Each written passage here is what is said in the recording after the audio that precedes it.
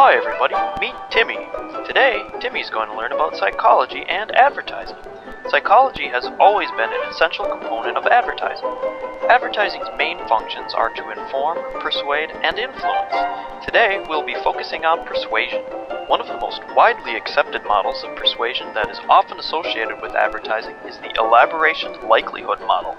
The elaboration likelihood model, otherwise known as the ELM, is the theory identifying two ways a communication can be persuasive: the central route or peripheral route. The route which is taken is dependent upon the abilities of processing and the motivation of the receiver. That's you, Timmy.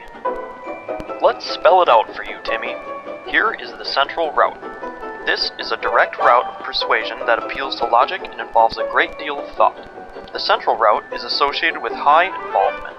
Involvement is how much time, energy, and other resources you are willing to put into the process.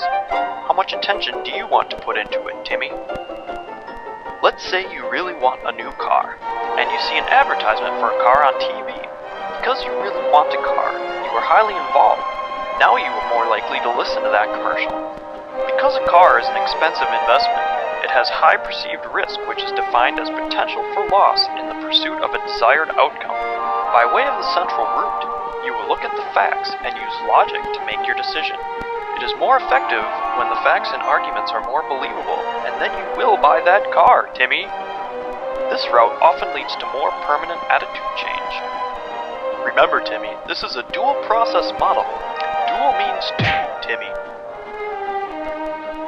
Let's look at the alternative, the peripheral route. In this route, the receiver, that's still you, Timmy, does not think carefully about a communication and is influenced instead by superficial cues.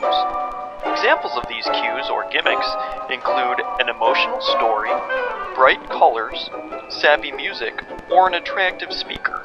Low involvement is associated with the peripheral route because the message content becomes relatively unimportant and ignored. The results of the peripheral route are more temporary and subject to change, as these cues play to the senses, emotions, and feelings. Yes, that's right, Timmy. Feelings. And now a word from our sponsors. Today's program is brought to you by Colors.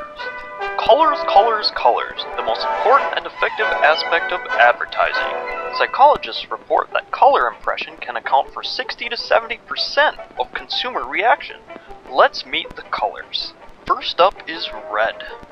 Red increases blood pressure, heart rate, appetite, grabs attention, and stimulates quick decision making. Meet pink.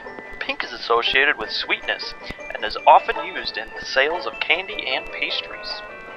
And then there's orange. Orange causes people to feel energetic and is often found in fast food restaurants. Prolonged exposure to orange can make one become very aggressive.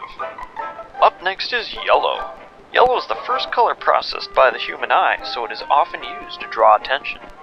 Say hi to green.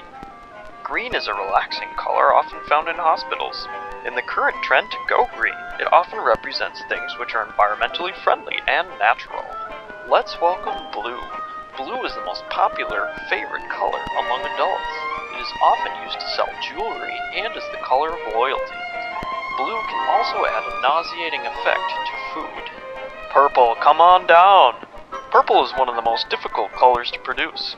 It is often associated with the royal, rich, and luxurious. And next we have brown.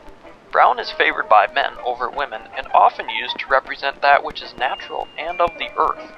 Brown represents solidity and strength. And here comes black.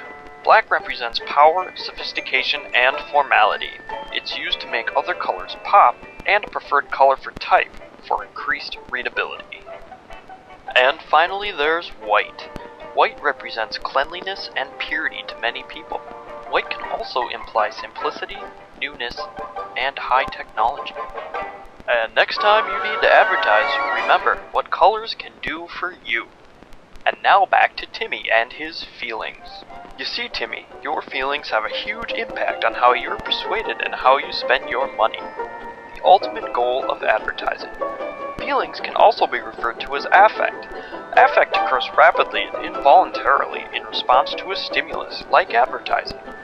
There is positive affect, such as joy, hope, or pleasure, and negative affect, like anger, fear, and shame. These strongly shape your behavior and risk perception, Timmy. And did you know advertisers often rely on the affect heuristic to predict how you might respond to an advertisement, as well as your corresponding behavior? Well, Timmy, I sense your confusion. Let me define that for you. The affect heuristic refers to decisions that are determined by affective considerations, such as our feelings of like and dislike, or good and bad. It basically works like this, Timmy. If a stimulus arouses a negative effect, the receiver, haha, yes, Timmy, that's still you, will perceive the risks as higher and the benefits potentially lower. Conversely, if the stimulus yields a positive effect in the receiver, Timmy here will judge the related risks as low and the benefits higher, and increase the chances you will buy the product. This is why advertisements often contain positively charged emotional images and slogans, as well as the basic factual information. The amalgamation of these elements work through the central and peripheral routes. Do you see that, Timmy? How I brought that back around? And that is how psychology in advertising works. Since we've come full circle, it seems it's time to say goodbye for today. Say goodbye, Timmy, and join us next time to find out what else Timmy can learn.